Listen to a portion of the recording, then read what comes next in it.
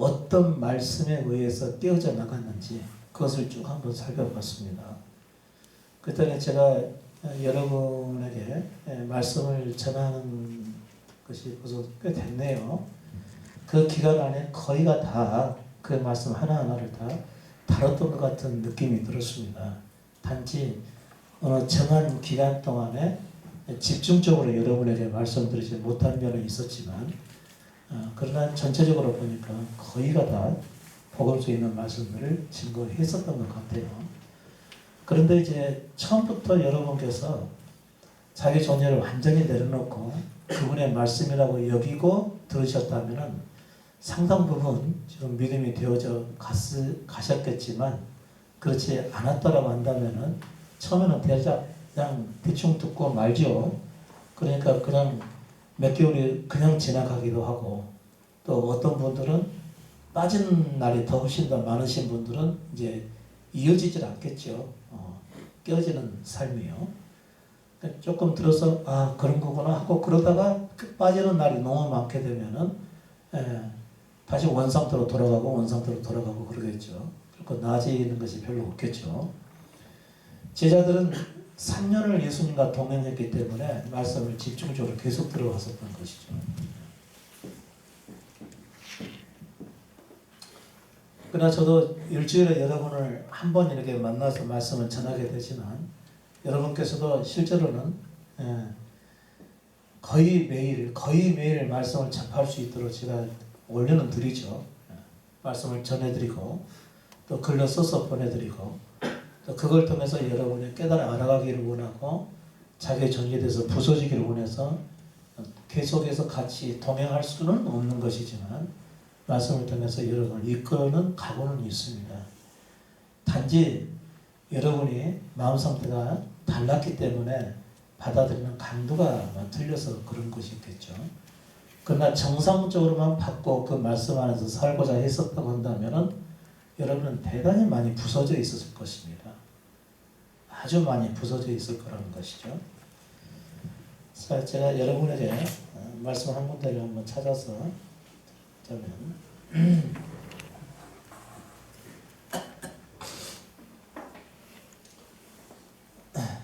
가나안 여인의 말씀이 어디가 나오죠? 가나안 여인의 말씀. 마태복음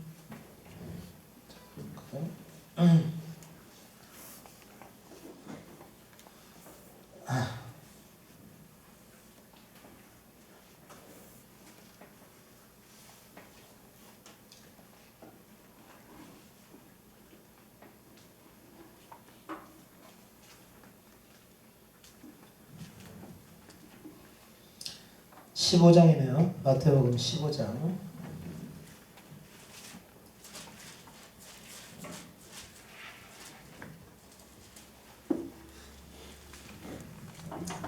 마태복음 15장 21절부터 한번 보실까요? 시작. 예수께서 거기서 나가사 두로와 시돈 지방으로 들어가시니 가나안 여자 하나가 그 지경에서 나와서 소리질러 가로되 주 다윗의 자손이여 나를 불쌍히 여기소서 내 딸이 흉악히 귀신 들렸나이다 하되 예수는 한 말씀도 대답지 아니하시니 제자들이 와서 청하여 말하되 그 여자가 우리 뒤에서 소리를 지르오니 보내소서. 예수께서 대답하여 가라사대 나는 이스라엘 집에 잃어버린 양 외에는 다른 데로 보내심을 받지 아니하였노라 하신대 여자가 와서 예수께 절하며 가로되 주여 저를 도우소서. 대답하여 가라사대 자녀의 떡을 취하여 개들에게 던짐이 마땅치 아니하니라. 여자가 가로되 주여 올소이다마는 개들도 제 주인의 상에서 떨어지는 부스러기를 먹나이다 하니 이에 예수께서 대답하여 가라사대 여자야 네 믿음이 크도다 네 소원대로 되리라 하시니 그 시부터 그의 딸이 나으니라. 자, 이 본문에서 한 가나안 여인이 예수님을 찾아왔죠.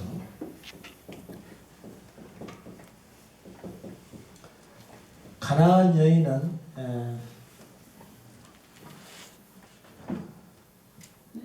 하나님의 백성인가요? 아닌가요? 당시에? 아닙니다. 이방 여인입니다. 성경을 잘 모르시는 분은 가나안 여인 그러게 되면은 여인에만 눈이 가지 가나안 여인이 어느 지역 여인인 것 같은데 그 정도 선에서만 생각을 하게 되겠죠. 근데 가나안 여인은 이방 여인입니다. 이방 여인은 뭐냐면 이스라엘 백성이 아니라는 것이죠.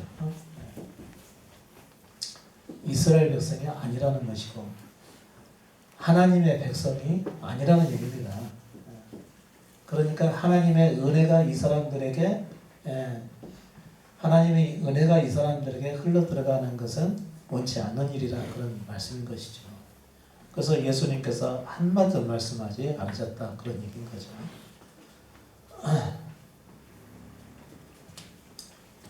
그래서 제자들이 옆에서 거들었었죠. 이 여인을 보내소서 그랬습니다. 뒤에서 소리를 지르고 나를 도우소서 그렇게 말을 하니까 제자들이 말해서 아니 예수님 제자 보내세요. 그냥 보내버리세요. 이렇게 말을 했다는 것이죠. 혹시 여러분도 그러지 않습니까? 뭔가 누군가를 좀 자신의 선생을 따라가는데 귀찮게 하는 사람이 있으면은 쟤 좀 내보내버리라고 이렇게 말을 하게 되는 거죠. 그러니까 한 여인에 대한 그 안타까운 상황에 처하게 된 사람들에 대한 긍휼이 없는 것은 제자들이 그때까지 그랬었다는 것이죠. 제자들도. 근데 예수님은 이 이방 여인에 대한 어떤 하나님의 뜻을 알려주기 위해서 지금 이런 상황을 만나게 됐던 것이죠. 예수 그리스도의 제자들이 그리스도를 따를 때에 자기를 부인하고 날마다 자기 십자가를 지고 예수님을 쫓아섰죠. 그런데 한 이방 여인이 와가지고 은혜 베풀어 달라고 소리지고 그러니까 예수님 제발 좀 보내버리세요. 그랬다는 것입니다.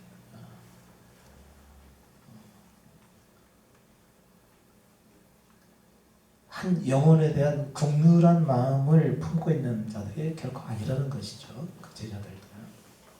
그런데 예수님이 하시는 말씀이 자녀의 떡을 취하여 다시 말하면 하나님의 백성들에게 돌아갈 그 은혜를 취해서 이방인에게 베푸는 것은 옳지 않다 라고 말씀하니까 이 가나안 여인이 그 말을 듣고서도 모욕적인 말이죠.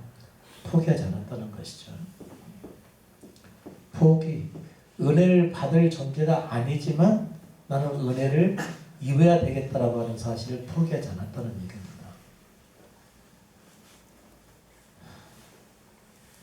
가끔 여러분들 중에서 내가 십자가 복음을 듣고 구원을 받을 수 있을지 없을지 잘 모르겠다 이렇게 말씀하시는 분들이 있는데 그런 분들은 이 가나안 여인에 비하게 되면 어떻게 될까요? 그분들은 구원에 참여 못하게 되는 거죠. 본인이 미리 알고 있잖아요.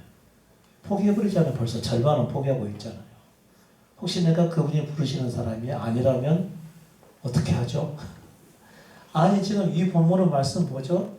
그분의 백성이 아니라 할지라도 내가 살아야 되겠으니 나를 긍휼을 베풀소서 하고 포기하지 않고 은혜를 달라고 하니까 그리스도께서 응답을 하시잖아요. 그것이 예수님께서 뭘로 칭찬을 하셨냐면 여인아 네 믿음이 크도다 그랬습니다.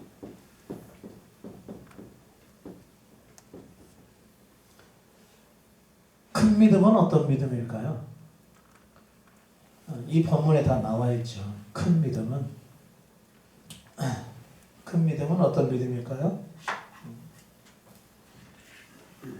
올소이다마는 개들도 제 주인의 상에서 떨어지는 음식을 먹나이다 그랬습니다. 개들도 일단 자기 자신을 낮추었죠. 화내지 않았습니다. 자기 자신을 낮췄습니다. 그리고 은혜 베풀어 주시기를 구했던 것이죠. 다시 말하면 불쌍히 여기소서 긍휼을 구했다는 것이죠. 그렇지만 나를 불쌍히 여기소서 긍휼을 베풀어 주옵소서 그렇게 말했다는 거죠. 그러면 여러분은 큰 믿음의 소유자입니까? 아닙니까? 이게 있는지 없는지만 보면 되겠죠.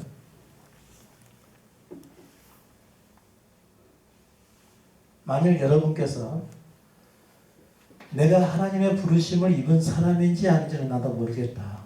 그러나 내가 혹시라도 그분의 은혜를 받을 수 없는 자라 할지라도 그분에게 나가서 불쌍히 여기기를 포기하지 말고 구하자. 그렇다면 여러분은 큰 믿음을 가진 자라서 구원함에 참여하게 될 거라, 그런 말씀인 것이죠. 대개는 자기 자신을 돌아보는 사람들이 많이 있습니다. 내가 이래가지고 구원 받을 수 있을까? 라고 생각하시는 분들이 가끔씩 있습니다. 그것은 믿음이 있다는 얘기가 없다는 얘기예요. 믿음이 없다는 거죠. 아니, 내가 이렇게까지 십자가 복음 안에서 신앙생활을 하는데 만일 그분께서 내게 구원을 주지 않으시면 어떻게 하는 거죠? 믿음이 있다는 얘기 없다는 얘기예요? 그 사람도 믿음이 없다는 것이죠. 아니, 살다가 십자가 복음을 만나서 이렇게 듣고 있다고 하는 것 자체가 그분의 은혜로 듣게 되고 있는 것인데, 진정한 복음을요. 그런데 이 복음을 듣고 있으면서도 그러다가 내가 부름받은 사람이 아니면 어떡하죠? 이거 걱정하고 계시다고 하는 것은 믿음이 없다는 그런 얘기인 거죠. 도무지 구원받을 수 없는 사람이라 할지라도 내가 할 수 있는 것이 아무것도 없네요. 저 지금까지 살아온 것 죄밖에 없습니다. 그러나 나를 불쌍히 여겨주소서. 내가 구원받는 것을 포기하지 않겠다라고 하는 거죠. 이것을 그리스도께서 칭찬하신 큰 믿음이라고 말하는 것이. 큰 믿음은 산을 옮기는 믿음, 이런 것이 아닙니다. 산을 옮기는 사람은 없습니다. 옮겨봐야 아무 일도 없고 바뀐 것은 하나도 산만 옮겼을 뿐이겠죠. 산 옮긴 것이 우리와 무슨 상관이 있죠? 아무 상관이 없습니다. 예수 그리스도께서 수많은 사람들의 병을 다 고쳐주셨습니다. 근데 그들이 다 예수 그리스도를 잘 믿어서 성령 받던가요? 아무 상관이 없습니다. 자,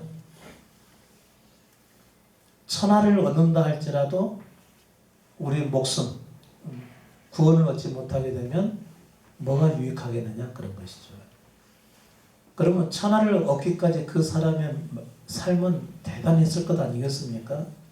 그렇다 할지라도 자기 생명을 잃고 하늘에 속한 생명을 입지 못한다면 뭐가 유익하겠느냐, 그런 얘기인 거죠. 그러니까 세상에서 잘 되는 거, 그 다음에 기적과 같은 삶이 되는 거, 삶을 살게 되는 거, 이거 신경 쓰지 마시기 바랍니다. 진정한 큰 믿음은 뭐죠? 자기 자신을 낮추고 주여 나를 불쌍히 여기소서 라고 말할 수 있는 사람이겠죠. 그게 큰 믿음을 가진 자입니다. 여러분 그렇게 되셨는지 모르겠네요. 예수 그리스도께서 제자들을 3년 동안 동행하면서 그들을 인도에 가셨을 때 제자들은 어떤 믿음을 갖게 됐을까요? 바로 그 믿음을 갖게 된 것입니다. 자기를 낮추게 된 거죠. 어느 때 낮추게 됐을까요? 막판에 예수 그리스도를 부인해 버렸다는 거죠. 그러고 나서 자신들의 본색을 보게 된 것입니다. 막판에. 계속해서 말씀을 통해서 낮아져가기 시작했던 거죠. 자기 존재를 주장할 수 없는 상황들을 많이 만나게 된 것입니다. 또 한 가지 더 얘기하실까요? 자, 예수 그리스도의 제자들은 차근차근히 다 다루면 좋겠는데 일단 필요한 대로 일단 말씀을 드리고 나서 보시죠.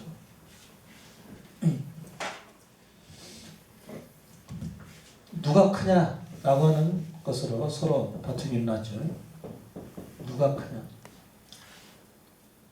어떤 사람이 큰 사람이고 천국에서 누가 크냐, 우리 중에서 누가 가장 큰 사람이겠느냐, 그걸 가지고 서로 다퉜다라고 하는 것이죠. 그런데 예수님께서 제자들의 물음에 답변을 해주셨습니다. 제자들은 도대체 천국에서 누가 큰 사람입니까? 그렇게 물었을 때 우리 중에서 누가 가장 큰 사람이 될까요? 라고 또 그렇게도 물어봤겠죠. 그랬더니 예수님께서 뭐라고 대답하시죠? 천국에서 큰 자는 어떤 사람이라고 했죠? 섬기는 자라고 했습니다.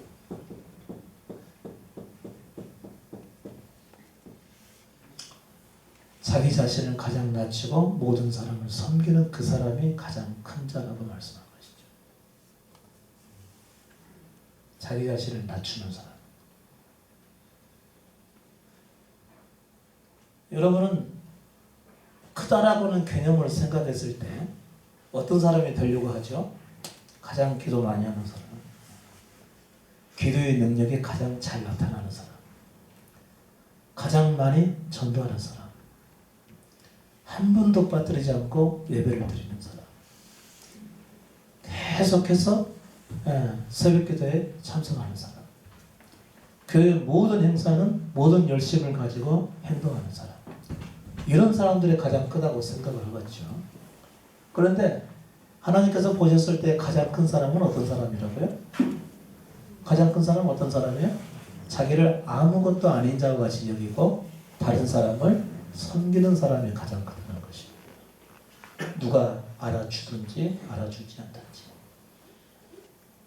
누가 알아주든지 알아주지 않든지 묵묵히 자기 존재를 낮추고 그냥 내 자신을 다른 사람에게 다른 사람의 필요를 채워주는 자로 그냥 섬기는 것이다.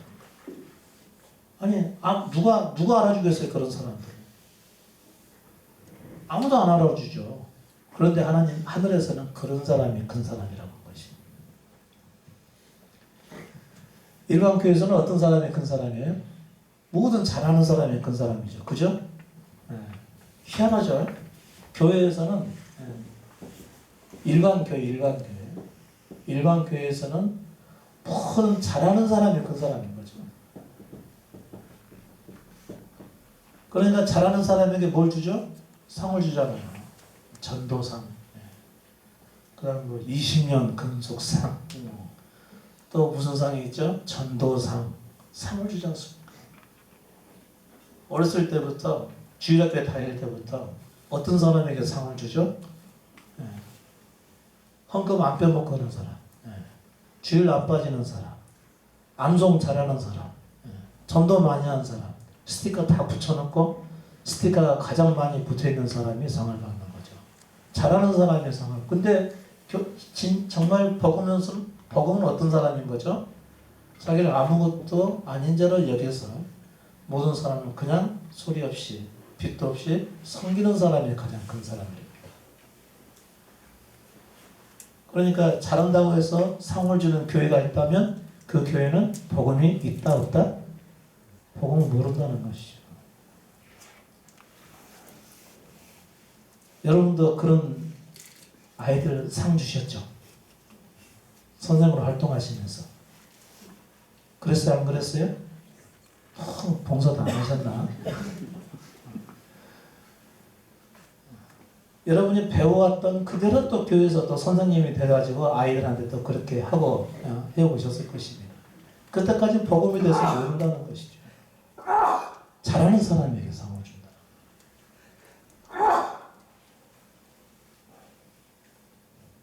스카이 대학교에 합격한 사람들은 광고를 하고 재수하는 애들은 광고를 아예 안 해요. 이건 교회가 아니라는 것이죠. 복음이 없는 교회. 그 다음에 법대 의대에 합격한 사람들은 소개를 해주고 그렇지 않은 사람들은 전혀 나타내지 않는 이런 건 교회가 아니죠. 세상은 어떤 것이죠? 잘하는 사람을 높여주는 것이 세상 아닙니까? 그 사람의 삶의 뒤안길에 어떻게 살아왔든지 간에 그저 지금 잘하고 있다면 그 사람을 높이는 것이 세상인 것이죠. 그런데 교회가 똑같다는 것이죠. 그럼 그런 교회라면은 교회요 세상이에요? 세상이죠. 그런데 교회라고 다니고 계시다는 거죠. 근데 보고도 그냥 교회라고 생각을 하고 다닌다는 거죠. 그게 참 이해할 수 없는 일입니다. 그게 교회가 아니라고까지 말을 하는데도 불구하고 그냥 교회를 인정하고 다닌다는 거죠. 얼마나 우리는 쉽게 결정하지 않는다는 거죠. 그냥 습관에 의해서 그냥 살아간다는 거죠. 이게 큰 문제인 거죠. 제가 방금 여러분에게 두 가지 말씀해 드렸습니다. 여러분이 큰 믿음을 가지고 그분을 섬겨서 구원함에 이르시려면 자기를 완전히 낮추는 것입니다. 근데 스스로는 못 낮아지는 거죠. 어떻게 해야 낮아질까요? 자기를 그분께 드리는 것입니다. 예수님께 드려서 그분의 말씀을 꾸준히 따라가다 보면 삶에서 자기를 낮출 수밖에 없는 상황들을 만나게 됩니다. 그때 낮아지는 것이죠. 다시 말해서 예수님과 그 제자들의 자신들의 생각과 각오와 뜻대로 주님을 위해서 죽기까지 하겠다고 말해놓고 나서 순식간에 도망가 버리는 이 상황을 만나게 된다는 거죠. 그랬을 때 그들이 자기가 낮아지게 되는 것입니다. 아, 나는 죽일 놈이었구나. 나는 내가 말하는 것도 지킬 수 없는 약한 존재였구나. 아, 이 쓸모없는 인간 했을 때 그가 낮아지게 되는 것이겠죠. 또 주여 나를 불쌍히 여기소서. 자기가 낮아진 사람이 있습니다. 예수님의 제자 중에서 가룟 유다였죠. 예수님의 제자로서 그분과 함께 살아오면서 그의 잘못을 본 적이 없는데 그를 팔아버렸습니다. 예수님께서 군병들에 의해서 채찍을 맞아가면서 십자가를 지게 가게 되는 것이죠. 양심이 괴로웠습니다. 그런데 양심이 괴롭고 내가 이런 존재의 사람이었었어 하고 굉장히 힘들어했겠죠. 자기를 보고서. 낮아지게 해졌죠. 그런데 그물 앞에 나가서 긍휼을 구하지 못하게 되는 거죠. 결국은 그는 자살을 하고 말게 되지 않습니까? 가룟 유다가 예수님을 팔았던 것과 나는 다른 예수 그리스도의 제자들이 예수께서 잡혔을 때 도망했던 것과 뭐가 달라요? 별 다른 거 없죠. 그런데 나머지 예수 그리스도의 제자들은 긍휼을 구했다는 것이죠. 그리스도께서 그들을 만나 주셨을 때 아무 말도 할 수가 없었던 것이죠. 비로소 자기 존재에서 낮아지고 그분의 처분만을 바라는 것입니다. 베드로의 말을 한번 대답을 한번 들어보시죠. 네가 나를 사랑하느냐? 주께서 하시나이다. 사랑한다는 말을 못 해버리죠. 가끔씩 아멘 잘하신 분들이 있습니다. 아멘 잘하신 분들은 아직 자기를 잘 못 보신 분들이죠. 아멘 말씀에 따라 말씀을 인정합니다. 물론 그런 정도 차원이죠. 그런데 아멘은 내가 그 말씀을 인정을 하고 또 그 말씀대로 살겠습니다라고 하는 의미도 들어가 있는 것이죠. 그러면 많은 사람들이 아멘 했다고 하는 그 얘기는 내가 그 말씀대로 살겠다는 의미가 들어갔다고 한다면 그것은 살 수가 없는데 살 수가 있다고 아멘을 했기 때문에 그것은 이제 문제가 되는 것이겠죠. 그것은 구약 때나 가능했던 답변이고요. 신약에 와서는 네가 나를 사랑하느냐 했을 때 베드로처럼 아무 말도 못 해버려야 그가 자기의 모습을 제대로 본 사람이라는 거죠. 아무 말도 못 해버려요. 자기의 존재를 보게 된 것입니다. 비로소 자기가 낮아지게 되고 내가 하나님과 예수 그리스도와 교회를 위해서 할 수 있는 것이 아무것도 없구나. 나는 그냥 죄인이다. 네가 나를 사랑하느냐 그리스도의 말씀을 들었을 때 베드로의 대답은 주께서 하시나이다. 그거였습니다. 내가 주님을 사랑한다고 감히 말을 못 드립니다. 왜요? 여러 번 벌써 미끄러졌기 때문에 그런 거죠. 자기 말도 자기가 지킬 수도 없고 그 말대로 살지도 못했다고 하는 자기 자신을 알게 됐으니까 사랑합니다 라고 대답을 못하는 것입니다. 그게 바로 가장 자기 자신을 보고서 약해지는 상황이죠. 그 사람이 어떤 사람이라고요? 큰 믿음을 가진 사람이라는 거죠. 또 주여 나를 불쌍히 여기소서. 그 심정을 가지고 살아가는 거예요.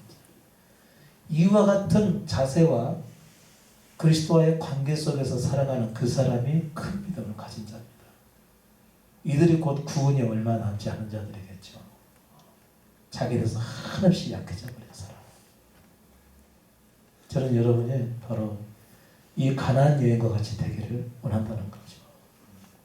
그러나 자기가 원하는 데서 쉽게 낮아지지는 않으니까 낮아질 상황을 만나야 된다는 거죠. 그러려면 계속 그분과 동행하셔야 된다는 얘기죠. 그분과 동행하려면 어떻게 해야 되는 거죠? 계속 그분의 말씀을 들으면서 살아가시는 것입니다. 여기에 오셔서 듣는 방법밖에 없겠죠. 요즘 우리 이마태 의장님이 계속해서 유튜브에다가 촬영을 해서 이렇게 올리게 되는데, 그걸 보는데 그것을 그 유튜브에 올린 것을 봐도 여러분의 여러 가지 잡다한 일을 하면서 그걸 보게 되면요, 충분히 잘 내려지지 않은 상황에서 그 말씀을 듣게 되거든요. 충분하지가 않습니다. 가능하면은 발품을 팔아서 여기까지 오셔서 듣는 것이 그것이 중요한 것이죠. 그런데 아무튼 안 듣는 것보다 좀 낫겠죠. 안 듣는 것보다 낫긴 하는데, 때로는 자기 존재가 내려놔지지 않은 상황에서 말씀을 듣게 되면 지식만 커진 교만이 될 수가 있습니다. 그렇게 살지도 않으면서 산다고 생각할 가능성이 대단히 많다는 것이죠. 가능하면 직접 듣는 것이 대단히 좋고, 그분께서 우리를 인도하시는 길의 가장 끝자락은 어디냐? 우리 존재를 완전히 낮춰버리는 것입니다. 우리의 본래의 모습을 보게 되는 것이지, 우리가 낮아지게 되는 것은 사실은 아닙니다. 본래 우리는 낮은 존재인데 자신을 잘못 알고 있는 것을 그분께서 삶의 환경을 통해서 깨닫게 해주시는 것에 불과한 것입니다. 본래 우리는 낮은 자입니다. 인정을 하지 않으니까 환경을 통해서 그것을 경험께서 낮아진 것을, 낮다는 것을 인정하게 만들어가는 것이죠. 그랬을 때 자기가 한없이 약하고 낮아진 것을 보았을 때, 그때 어떻게 하는 것이 믿음 있는 자라고요? 그분의 긍휼을 구하는 것이라는 거죠. 그랬을 때 그가 믿음을 가진 자라고 하는 사실입니다. 이 말씀을 여러분께서 들으셨을 때 내가 그분을 위해서 열심히 살아야 되겠다는 생각이 지금 들었다. 그러면 그 사람은 말씀을 못 들은 사람이고요. 주님 앞에 온전히 내 존재를 들여서 그분을 따라야 되겠다. 그리고 그와 같은 환경을 만났을 때 내 존재의 본성을 볼 수 있었으면 좋겠다 라고 여기시게 됐다면, 일단 오늘의 말씀을 제대로 들으신 것이겠죠. 잠깐 쉬었다 하시죠.